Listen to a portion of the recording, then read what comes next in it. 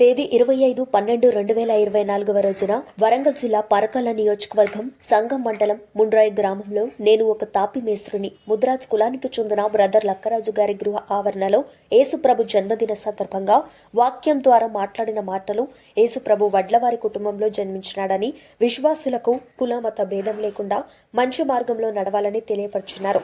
సంవత్సరం కష్టపడి పనిచేసిన దాంట్లో కొన్ని డబ్బులను క్రిస్మస్ పండుగకు వెచ్చించి యేసుప్రభు జన్మదినాన్ని చాటిస్తూ అందరి మన్ననలు పొందుచున్నారు. ఈ కార్యక్రమానికి చీఫ్ గెస్ట్ గా వచ్చిన ట్రస్మా ప్రైవేట్ విద్యా సంస్థల జిల్లా ఉపాధ్యక్షుడు శ్రీ రత్న విద్యాలయ కరెస్పాండెంట్ మచ్చిక వెంకటేశ్వర్లు మాట్లాడుతూ, ఫస్ట్ నేను అయ్యప్ప భక్తుడను, యేసుప్రభు దేవుడంటే నమ్మేవాడిని కాను, పాస్టర్లను తక్కువ చేసి మాట్లాడేవాడిని. నేను 2 సార్లు అయ్యప్ప మాల ధరించినాను. ఏదో సందర్భాల్లో మా రిలేషన్లో 2 సార్లు మా బంధువులు చనిపోవడంలో మధ్యలోనే మాల తీసేసినాను. ఆ సమయంలో నాకు డిసెంబర్ 25వ తారీఖున కుమార్తె జన్మించింది. అప్పటి నుండి నేను తగ్గించుకుంటూ ప్రజల్లో ఎలా ఉండాలని నా బిడ్డ నేర్పించింది. ప్రపంచవ్యాప్తంగా యేసుప్రభు జన్మదిన వేడుకలకు నన్ను ఆహ్వానించి కేక్ కట్ చేయించి శాల్వతో సత్కరించిన బ్రదర్ లక్కరాజు కుటుంబానికి నా హృదయపూర్వక వందనాలు తెలుపుతున్నాను. ఈ కార్యక్రమంలో పాల్గొన్న ప్రముఖులు, పెద్దలు, గ్రామస్తులు, చుట్టుపక్కల నుండి వచ్చిన సతీష్, సురేందర్, లక్ష్మి, రవి తదితరులు పాల్గొని ఈ క్రిస్మస్ వేడుకను ఘనంగా నిర్వహించడం జరిగింది.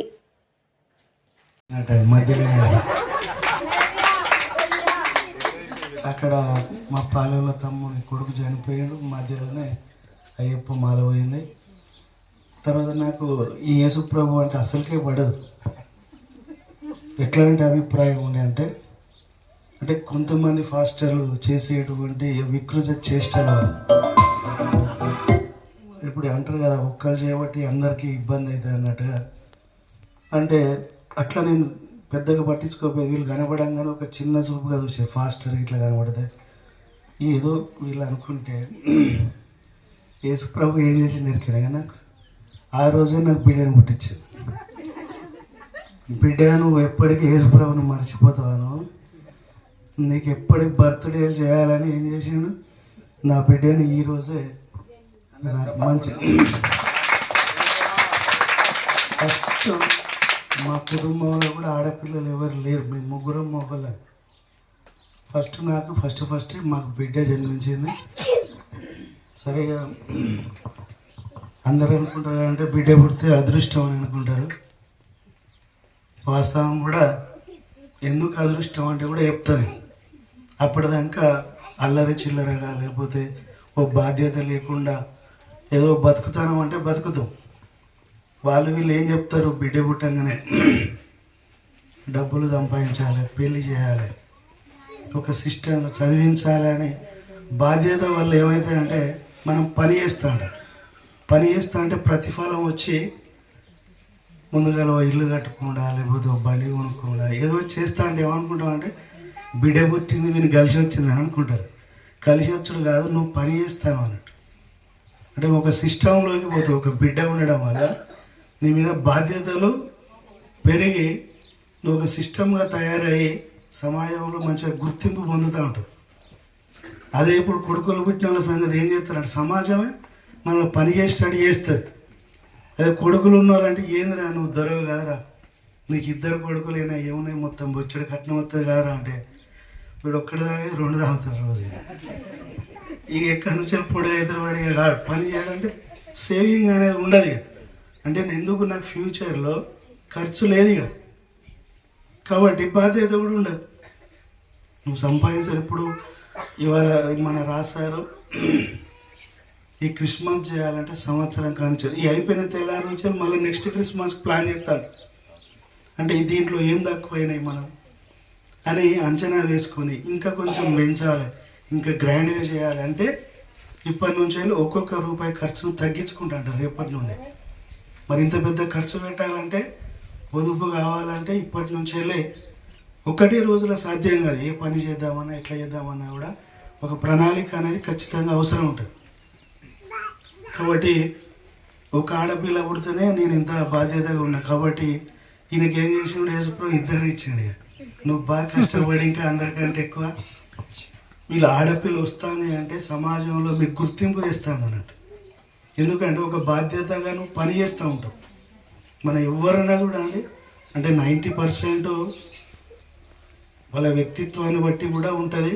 పిల్లలను ఇద్దరు మగపిల్లలు ఉన్న వాళ్ళు కూడా సిస్టమేటిక్గా ఉన్న వాళ్ళు ఉన్నారు, అంత మంచిగా అని కూడా. కానీ 90% చూస్తే వాళ్ళకి బాధ్యత లేని వాళ్ళు. నేను ఎక్కువ రీసెర్చ్ చేసిన అట్లంటే నేను ఎక్కడ పోయినా కూడా ఒక సైంటిఫిక్గా ఒక సైకాలజికల్గా అబ్జర్వ్ చేస్తాడు. మీ దాంట్లో కూడా ఇప్పుడు దీంట్లో ఎంతమంది శ్రద్ధగా వింటారు, ఎంతమంది భక్తితో వచ్చిందని నాకు అర్థమవుతుంది. కొంతమంది తప్పదు అనుకుంటే వచ్చిన వాళ్ళు ఉంటారు, కొంతమంది మొత్తానికి దాంట్లో లీనమైన వాళ్ళు కూడా ఉంటారు. దాన్ని మనం మన ఏంటంటే మన ముఖ కవలికలను బట్టి కూడా మనం అర్థం చేసుకోవచ్చు.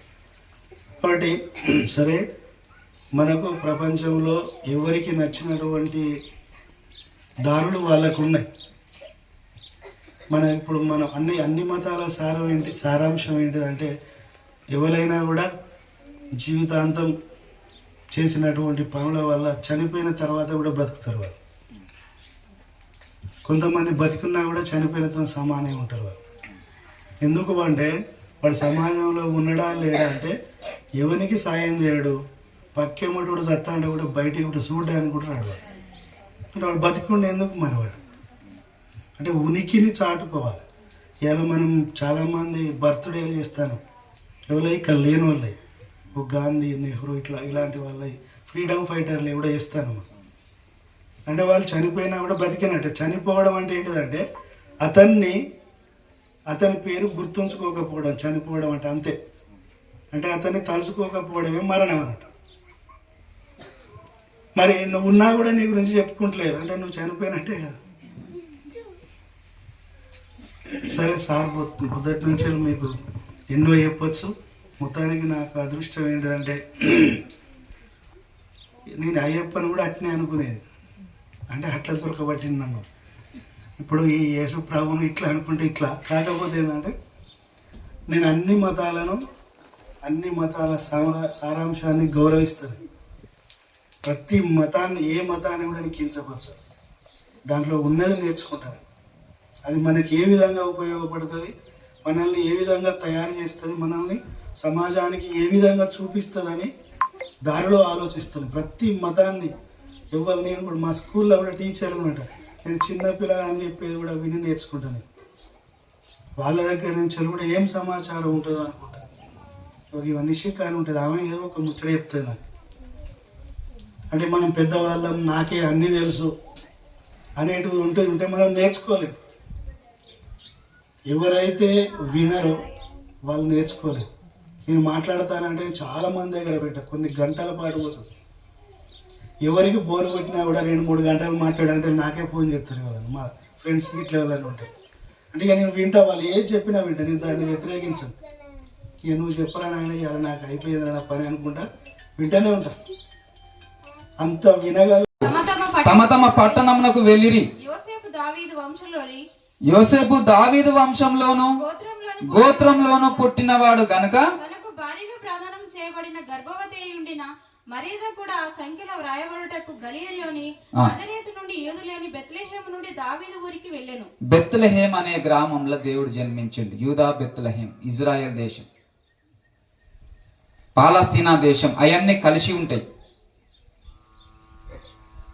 అయితే అక్కడ మొట్టమొదట యేసుప్రభు యొక్క జననం అనేది అక్కడ స్టార్ట్ అయింది. ఎట్లా స్టార్ట్ అయింది అనేది మత్తయి సువార్తలు ఉంటుంది, తీద్దాం. Praise the lord, praise the Lord. 18వ వచనం, మొదటి అధ్యాయం 18వ వచనం.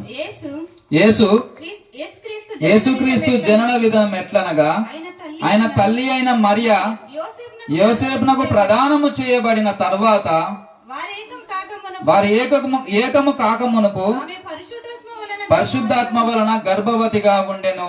Praise the lord, praise the lord, praise the lord.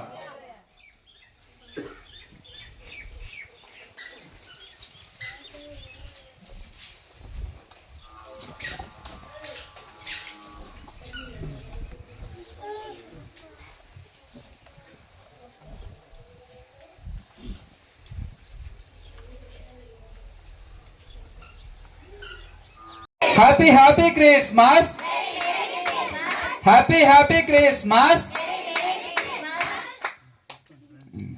పిల్లలు కట్ చేయండి. పిల్లలు కట్ చేసి మన సార్ గారికి ఫస్ట్ మనకు తినిపిస్తారు.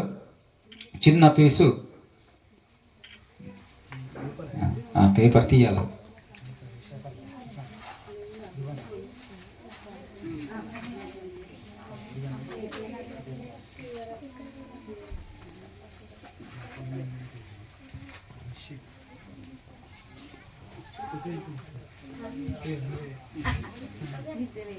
అందరు చప్పట్లు కొట్టండి. Happy happy Christmas, happy happy Christmas, happy happy Christmas.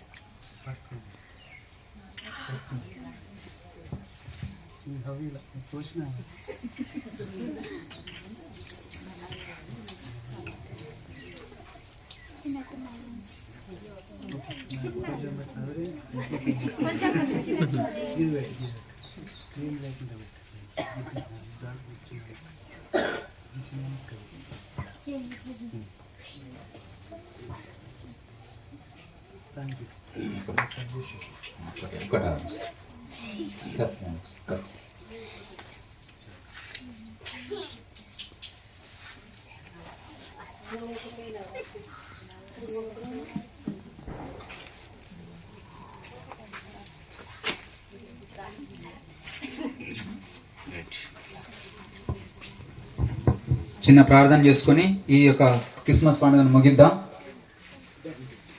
తర్వాత కేక్ అందరికీ కటింగ్ చేసి ఇవ్వబడుతుంది. పరిశుద్ధుడైన దేవ, ప్రేమ కలిగిన తండ్రి, మీ పరిశుద్ధ పాదములకి వందనాలు. ఉదయకాలం నుండి వాతావరణం అనుకూలించినప్పటికీ ఒక పరీక్ష పెట్టినట్టుగా ఈ దినమున క్రిస్మస్ పండుగను ఘనంగా జరిగించినందుకే స్తోత్రాలు. వచ్చిన పెద్దలందరినీ ఆశీర్వదించండి. సార్, ఈరోజు క్రిస్మస్ సందర్భంగా యేసు ప్రభు ఎక్కడ జన్మించారు? క్రిస్మస్ సందర్భంగా తెలియపరుచున్నది మన బైబిల్ ప్రకారము వడ్లవాని కుటుంబంలో యేసు ప్రభు జన్మించాడు. చాలామందికి అది తెలియదు కాబట్టి తెలుసుకోవాలని మనవి. నేను ఒక ముదిరాజు కుటుంబం నుంచి దేవుని నమ్ముకుని దేవుని సత్యాన్ని తెలుసుకున్నాను. అప్పటి నుంచి దేవుడు మంచి మేలులు అనుభవిస్తూ ఉన్నాను, దేవుని దీవెనను అనుభవిస్తూ ఉన్నాను. ఈరోజు క్రిస్మస్ పండుగ సందర్భంగా లోకరక్షకుడు జన్మించినని అనేక మందికి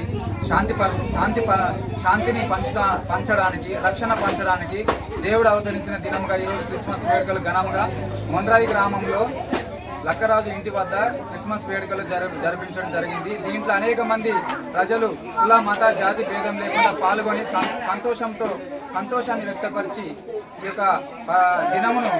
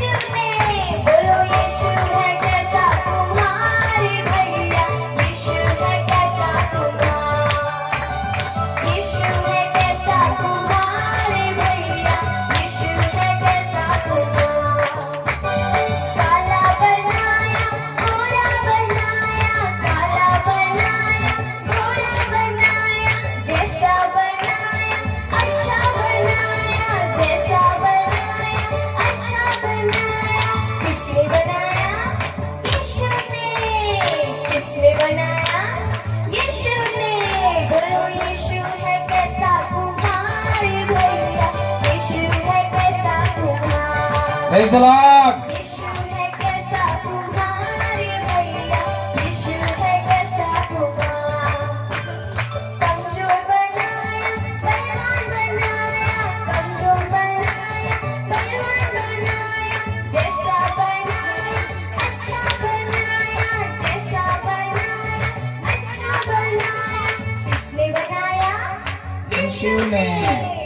किसने बनाया? यीशु ने। यीशु है कैसा तुम्हारे भैया, यीशु है कैसा तुम्हारा, प्रेज द लॉर्ड। यीशु है कैसा तुम्हारे भैया, यीशु है कैसा तुम्हारा। नाता बनाया लंबा बनाया, नाता बनाया लंबा बनाया, जैसा बनाया अच्छा बनाया, जैसा बनाया अच्छा बनाया। किसने बनाया? यीशु ने। किसने बनाया? यीशु ने। बोलो यीशु है कैसा तुम्हारे भैया, यीशु है कैसा तुम्हारा, यीशु है कैसा तुम्हारे भैया, यीशु है कैसा तुम्हारा। हमको बनाया तुमको बनाया, हमको बनाया तुमको बनाया, जैसा बनाया अच्छा बनाया, जैसा बनाया अच्छा बनाया। किसने बनाया? यीशु ने। किसने बनाया? यीशु ने। बोलो यीशु है कैसा तुम्हारे भैया, यीशु है अच्छा तुम्हारा, यीशु है कैसा तुम्हारे भैया, यीशु है अच्छा तुम्हारा, यीशु है कैसा तुम्हारे भैया, यीशु है अच्छा तुम्हारा। Praise the lord. Praise the lord. కుమారుడు కాడా? తల్లి పేరు మరియా కాదా? ఇతని తల్లి పేరు మరియా కాదా? యాకోబు, యోసేపు, సిమోను, యూదాను వారు ఇతని సోదరులు కారా? చూసినవా ఎక్కడ జన్మించిండు యేసయ్య? వడ్లవరి ఏ కుటుంబంలో జన్మించిండు? ఏ కులంలో జన్మించిండు? వడ్లవరి కుటుంబం. చాలా మందికి అర్థం కాదు, తెలియక ఎన్నో ఆలోచనలతోటి మాట్లాడుతూ ఉన్నారు. కానీ యేసయ్య జన్మించింది ఎక్కడ అంటే వడ్లోల కుటుంబంలో పుట్టిండు. ఎక్కడ పుట్టిండు? వడ్లవరి కుటుంబం. Praise the Lord. Hallelujah. Praise the Lord. Hallelujah. నేను అనేది ఒక్కటే తెలియపరుస్తున్నా మనందరికీ ప్రేమతోటి. ఒక సత్యాన్ని నేర్చుకోవడానికి అన్వేషించి తెలుసుకోండి, తప్పులేదు. మనం తెలియకుండా మాట్లాడితే పొరపాటు అవుతుంది. ఒక సత్యాన్ని నువ్వు అన్వేషించి తెలుసుకుంటే నిజమేందో నువ్వు తెలుసుకొని రియలైజ్ అవుతాం. మనం కొన్ని అపోహలు అనేటివి చాలా మందికి ఉంటాయి. ప్రతి మానవునికి అపోహలు అనేటివి ఉంటాయి. కాబట్టి నువ్వు సత్యాన్ని అన్వేషించు, నిజాన్ని తెలుసుకో, తప్పులేదు. కాబట్టి యేసుక్రీస్తు ఎక్కడ జన్మించిండంటే వడ్లోళ్ళ కుటుంబంలో జన్మించిండు. Praise the Lord. హల్లెలూయా. ఎక్కడ జన్మించిండు? వడ్లోళ్ళ కుటుంబంలో జన్మించిండు. మన మేడం వచ్చిందా? అందరినీ సార్ రండి, డైరెక్టర్ రండి, రండి లోపలికి రండి. మనం సార్ వచ్చిండు, సంతోషం. శ్రీరత్న విద్యాలయం మొండ్రాయి పిల్లలు, టీచర్సు వాళ్ళు వచ్చినందుకు క్రీస్తు పేరిట ధన్యవాదాలు తెలియపరుస్తున్నాను. అందరూ చప్పట్లు కొట్టి మన సార్ను ఆహ్వానిద్దాం.